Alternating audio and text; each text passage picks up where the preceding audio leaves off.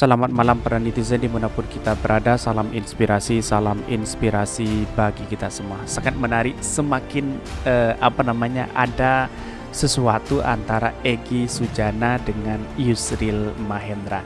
Inilah yang kemudian menjadi sangat menarik kalau kita bahas secara dunia akademisi hari ini, begitu kan? Bukan lagi menjadi soal ijazah Pak Jokowi asli, tetapi ini persoalan menyayangkan ini. Daripada sekedar menyayangkan, Egy Sujana minta Yusril ikut gugat class action ijazah Jokowi. Ini ada semakin merujuk pertentangan dalam dua kuasa ada sebagai pengacara ini. Tetapi terlebih dahulu mari kita baca di Twitter seperti ini. Ini di Twitter, saya menyayangkan pencabutan gugatan ijazah palsu Pak Jokowi. Sangat banyak disayangkan sekali ketika Pak Yusril kenapa baru hari ini berkomentar terkait dengan ijazah Pak Jokowi yang asli, begitu kan? Kenapa tidak dari dulu? Karena pada hakikatnya dulu sudah diproses secara habis-habisan, dan ketika dicabut oleh kuasa hukum dari Bambang Trimulyono, pada akhirnya kemudian ikut-ikutan, begitu kan, seakan-akan sangat disayangkan sekali ada pencabutan seperti ini. Terus kenapa ini? Kenapa kamu kan lawyer rezim, kenapa enggak dapat uang tambahan ya? Belum apa-apa pelapor ditangkap karena melakukan mubahalah. Dari Muhammad Ikhtiar. Apa yang saya bacakan ini adalah pro dan kontra terkait dengan ijazah Pak Jokowi. Tetapi sekarang yang menarik adalah Egy Sujana menanggapi apa yang disampaikan oleh Pak Yusril Mahendra terkait dengan sangat menyayangkan terkait dengan pencabutan gugatan di pengadilan. Tentu ini menjadi catatan penting bagi kita bahwa sebagai demokrasi kita ya harus memberikan seadil-adilnya, begitu, siapapun tanpa pandang pilih.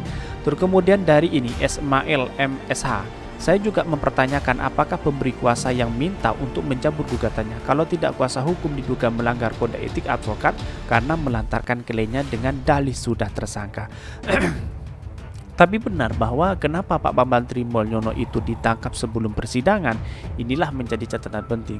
Kalau mubahalah dianggap sebagai penista agama, ini juga menjadi catatan penting kepada penguasa hukumnya, begitu kan.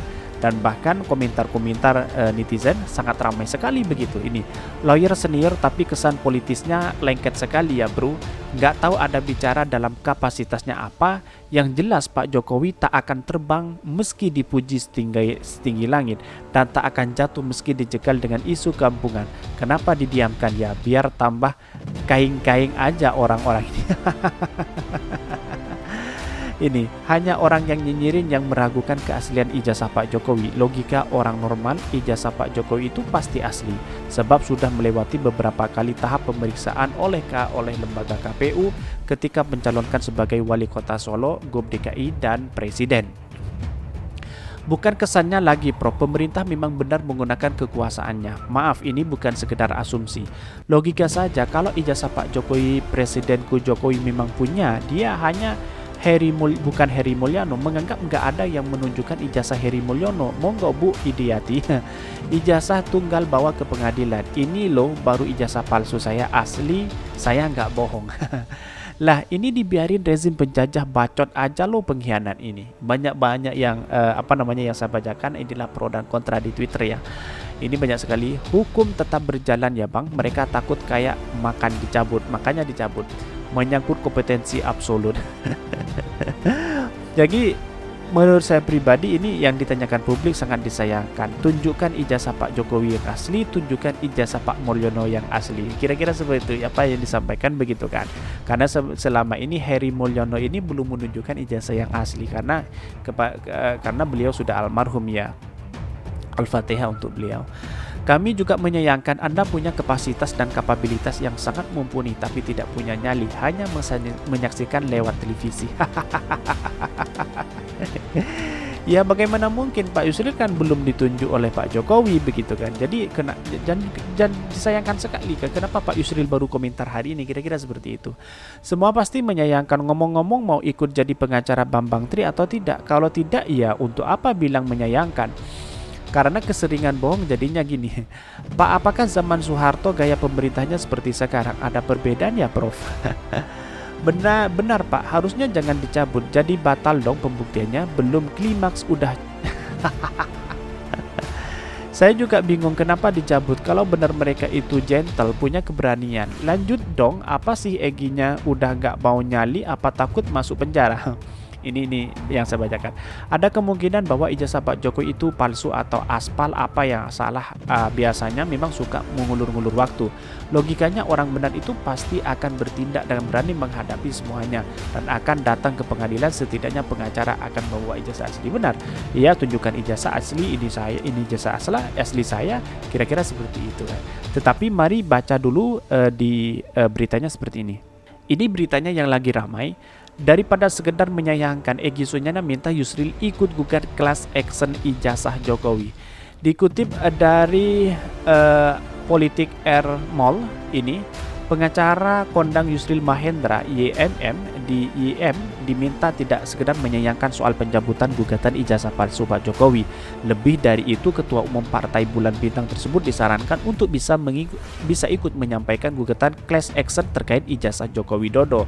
Dan bahkan pesan ini disampaikan kepada Ketua Tim Advokasi Bambang Tri, Egy Sujana, menanggapi tulisan Yusril yang berjudul "Saya menyayangkan pencabutan gugatan ijazah palsu Pak Jokowi", bahwa perlu disadari oleh YM dan YM oleh Yusril, siapapun orang yang sepemikiran dengan YM, dengan Yusril, yaitu baik Yusril maupun orang-orang lain tidak pernah alami sidang TPUA, tim pembela ulama dan aktivis. Tahun lalu yang gugat Jokowi tetap sidang belum mulai jam 1 siang, tapi jam 12.45 Majelis Hakim memutuskan PN tidak berwenang untuk adili perkara itu, ujar Egy kepada kantor berita politik RML Minggu 30 Oktober 2022. Perlu diketahui juga, kata Egy, semua majelis hakim sebelumnya dimutasi bersama panitra sehingga sidang ditunda 2 minggu untuk memberi kesempatan majelis hakim mempelajari berkas-berkas materi sidang gugatan TPUA terhadap 66 janji palsu Pak Jokowi, antara lain mobil SMK, buyback, Indosat, larang impor 10 juta tenaga kerja, dan lain-lain. Seingat saya, Yusril tidak membuat tulisan yang menyayangkan hal yang dilakukan majelis hakim, mengatakan tidak berwenang. Juga tak ada satupun yang mengkritisi hal tersebut, kata Egy. Bahkan Egy juga mengingatkan bahwa pada 2021 lalu TPUA juga melakukan gugat DPR RI karena dianggap berdisfungsional yang tidak mengawasi jalannya pemerintahan. Puan Maharani bagus waktu buat SK pada Biro Hukumnya untuk wakili DPR RI, tapi Jokowi tidak datang dan tidak buat SK. Sama seperti tanggal 18 Oktober lalu, jaksanya pun yang dianggap sebagai pengacara negara juga tidak dibekali SK-nya, jelas Egy. Sehingga kata Egy, hal tersebut menjadi salah satu yang mendorong dirinya dan tim menggunakan hak hukum untuk menjabut perkara 592 di Pengadilan Negeri PN Jakarta Pusat.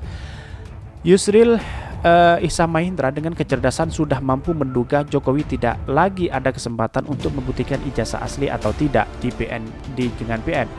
Sesungguhnya hal tersebut tidak perlu terjadi karena soal dan tim bisa gugat lagi kelak setelah Bambang Tri selesai kasus pidana.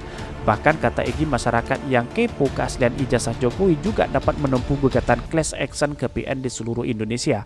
Apapun DPR RI, DPD RI bisa menjalani fungsi perannya untuk dapat meminta hak bertanya, interpelasi, bahkan hak angketnya. Sebagai fungsi pengawasan jalannya pemerintah agar DPR RI dan DPR RI DPD RI panggil presiden untuk menjelaskan ijazah karena Jokowi itu realnya presiden RI ke-7, terang Egy. Selain itu, sambung Egy, Jokowi bisa dengan sukarela memberikan keterangan ijazah yang asli di bawah sumpah di PN Jakarta Pusat. Hal tersebut menurut Egy lebih elegan dan bertanggung jawab secara hukum, bahkan Jokowi presiden yang jujur, benar, dan adil dengan memperlihatkan ijazah aslinya. Kecuali Jokowi ia tidak punya yang asli, jadi tidak akan berani datang ke PN manapun. Atau dengan hormat, Yusril Ihsan Mahendra bersama PBB-nya atau kelompok lainnya bisa ikut gugat class action daripada segera menyayangkan saja, pungkasnya Egy. Ya, menarik sekali apa disampaikan dari Egy Sujana ini dari kuasa hukumnya begitu kan. Kenapa Yusril hanya menyayangkan begitu kan? Kalau memang ada ada kecurigaan misalnya ijazah Pak Jokowi asli atau tidak, kenapa Pak Yusril hanya menyayangkan? Kenapa tidak terlibat action begitu? Kira-kira seperti itu yang disampaikan Egy itu. Jadi sangat menarik ya kalau kita telusuri bersama bahwa persoalan hari ini adalah persoalan sangat luar biasa sekali dalam artian terkait dengan ijazah Pak Jokowi. Bahkan spekulasi ini sampai kapanpun pasti ada. Karena apa? Karena Pak Jokowi belum menunjukkan ijazah yang asli begitu kan. Dan bahkan ini daripada sekedar menyayangkan, Egy Sujana minta Yusril ikut gugat class action ijazah Jokowi. Mulai dari DPR, mulai dari DPD, semuanya di PBB harus terlibat action kalau ada seperti itu. Kenapa menyayangkan kata Egy Sujana? Ini sangat luar biasa sekali ya kalau kita melihat dalam tahu terhadap jalannya persidangan terkait dengan ijazah dugaan palsu Pak Jokowi yang dituduhkan dari Pak Bambang Trimulyono ini.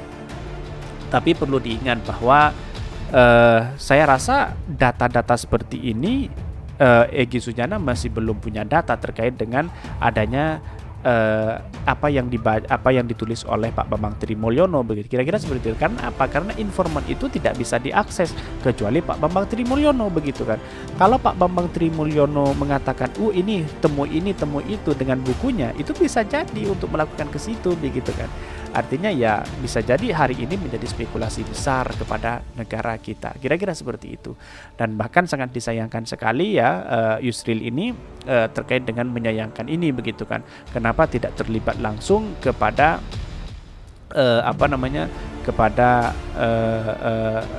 terkait dengan class action ini begitu kan, terkait dengan dugaan ijazah Pak Jokowi ini. Dan banyak sekali kan ada perseteruan banyak antara Egy Sujana dengan yang lain yang kemudian bahwa kita menyadari bahwa apa yang sebenarnya terjadi berkaitan kepada Republik kita begitu kan.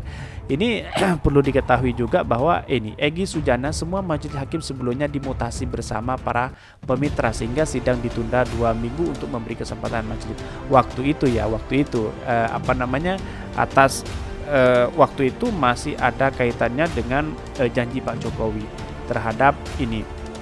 Seingat saya YM atau Yusril Ihsan Mahendra tidak buat tulisan yang menyayangkan hal yang dilakukan. Majelis hakim mengatakan tidak berwenang. Juga tidak ada satupun yang mengkritisi hal tersebut.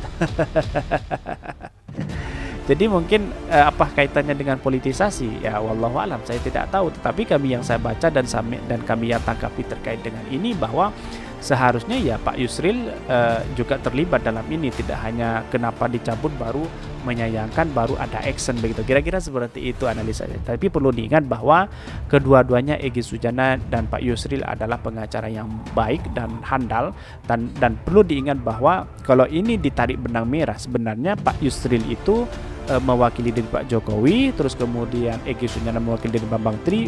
Kalau kita ketemu dalam satu pengadilan, satu forum, itu sangat menarik sekali terkait perdebatan dengan ijazah Pak Jokowi ini. Apalagi ditambah dengan Rafli Harun, kita tahu bahwa persoalan hari ini harus ada komunikasi yang baik. Apakah yang sebenarnya terjadi? Ya sebenarnya Pak Yusril kita gampang aja. Pak Yusril temui Pak Jokowi atau temui Pak Bambang Trimulyono. Sebagaimana kelanjutan dari apa yang sebenarnya terjadi. Kira-kira seperti itu analisa saya. Jadi persoalan hari ini adalah persoalan membangun bangsa bersama. Mari bergandengan tangan bersama-sama. Tapi sebagian publik sudah percaya terhadap ijazah Pak Jokowi yang asli dan bahkan teman-temannya sudah melakukan verifikasi begitu kan. Ini artinya bahwa ada sebagian percaya dan ada yang sebagian tidak. Tetapi kalau Pak Jokowi belum menunjukkan ijazah yang asli, maka publik akan kembali tidak percaya lagi. Kira-kira seperti itu. Mungkin itu yang kami sampaikan. Tonton terus channel Hodari Podcast Rakyat ini karena ada berita-berita menarik dan viral setiap harinya. Salam para netizen, salam inspirasi bagi kita semua. Jangan lupa di subscribe channel YouTube Hodari Podcast Rakyat ini dan kemudian share sebanyak-banyaknya.